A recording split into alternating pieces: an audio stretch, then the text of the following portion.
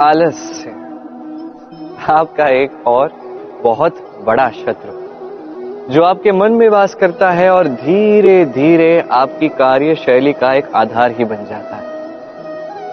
हर कार्य में देरी करना, यह है आलस्य जो सब कुछ नष्ट कर सकता है। ये कार्य आज नहीं हुआ, कोई बात नहीं, कल कर लेंगे।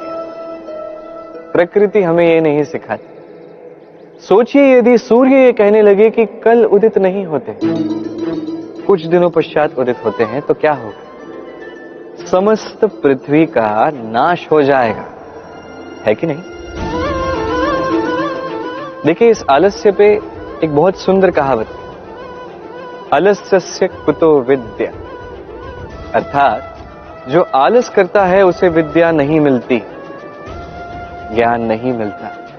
अब जिसके पास ज्ञान नहीं, वो धन अर्जित नहीं कर पाता। उसके जीवन में सुख संसाधनों का अभाव होता है, मित्रों का अभाव होता है। जहां सुख संसाधन नहीं, मित्र नहीं, अपने लोग नहीं, ज्ञान नहीं, वहां आनंद कैसे वास करेगा? इसलिए कहा जाता है जो कर्म करता है वही इस संसार का कोई भी सुख हो उसे भोग सकता है। तो कर्म कीजिए, समय का सम्मान कीजिए, इस आलस्य पे विजय प्राप्त कीजिए और मेरे साथ प्रेम से कहिए, राधे राधे। क्रोध आपके भीतर का एक और शत्रु। ये क्रोध क्या है?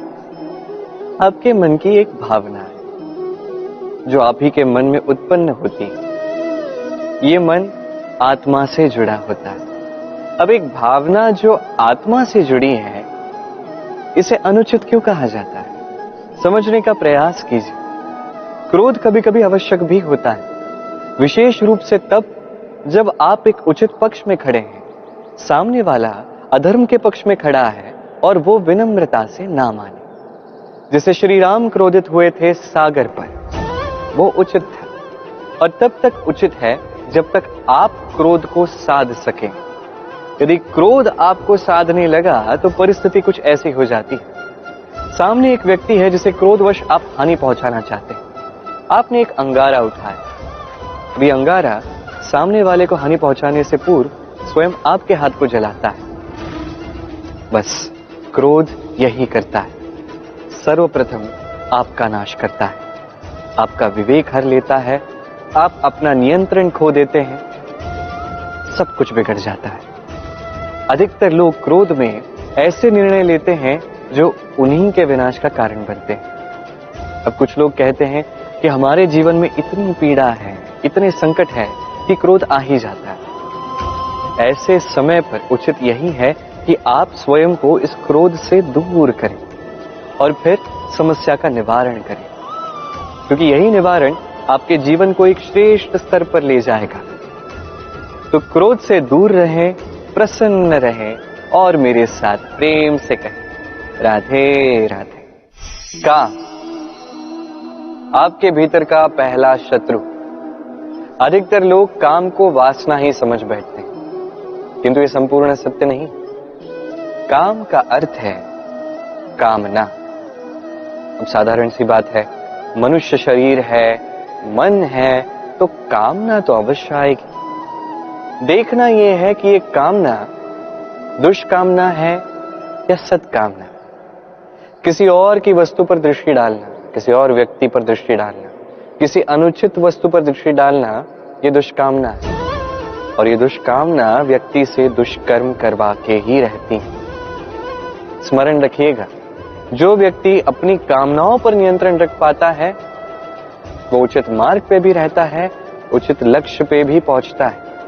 जो कामनाओं पर नियंत्रण रख नहीं पाता वो मार्ग भी भटक जाता है, लक्ष्य भी भटक जाता है। तो ध्यान रखिएगा, अपनी कामनाओं पर नियंत्रण रखिए, काम इस शत्रु पर विजय प्राप्त कीजिए और मेरे साथ प्रेम से कहिए, राधे राधे।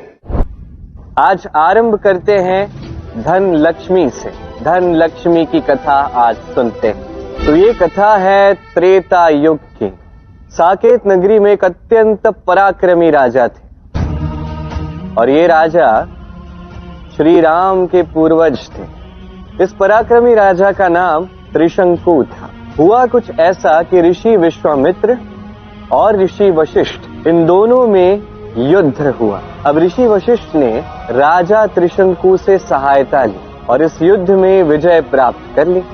अब इस पराजय से अपमानित होकर ऋषि विश्वामित्र गहन तपस्या के लिए वन में चले गए। जब ये पूर्ण युद्ध हुआ और विजय प्राप्त हुई, तब राजा त्रिशंकु भेंट करने पहुंचे ऋषि वशिष्ठ के पास। अब मनुष्य के समीप कितना भी धन हो, कितना भी बल हो, कितनी भी सुख सुविधाएं क्यों ना हो, यदि उसमें लोभ आ जाए तो वो लोभ कभी नहीं रुकता जब तक वो स्वयं ना रोके।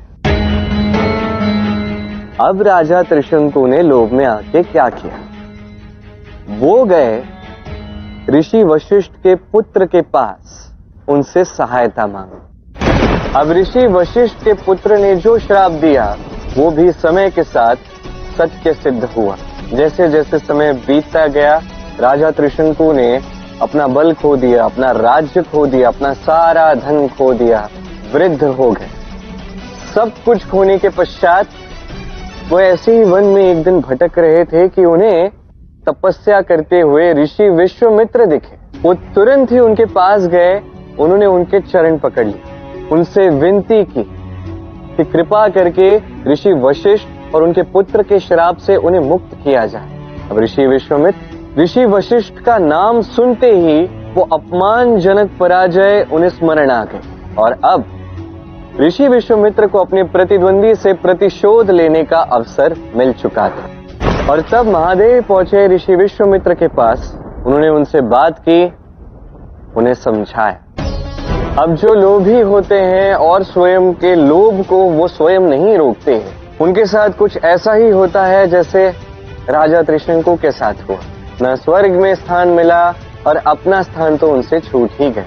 कुछ ऐसा ही है राजा त्रिशंकु का स्वर्ग अवश्य मिला, किंतु इसका क्या लाभ है? वो स्वर्ग में पहुंचे भी नहीं, वो बीच में ही अटके रहे, वो भी उल्टे। क्या ऐसा स्वर्ग कोई पाना भी चाहेगा?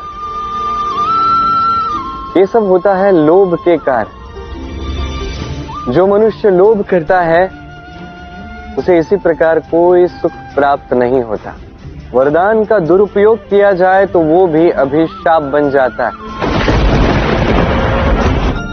ये स्वर्ग का सुख धन संपदा है ही नहीं, ये तो परम शांति है। मनुष्य जब ये देह त्याग देता है तो निश्चित रूप से कोई धन या सुख संसाधनों से उसे शांति नहीं मिलती। यदि आज के समय की बात की जाए, हर एक मनुष्य जो पृथ्वी पर है उसके लिए वास्तविक धन संपदा केवल उसका परिवार और प्रेम है। और जो भी व्यक्ति धन लक्ष्मी का ये उचित अर्थ समझ जाता है, निश्चित रूप से उसे उसके जीवन में उसके परिवार से प्रेम मिलता है, उसके प्रियजनों से प्रेम मिलता है और कभी उसके जीवन में, उसके घर में दरिद्रता वास नहीं करती।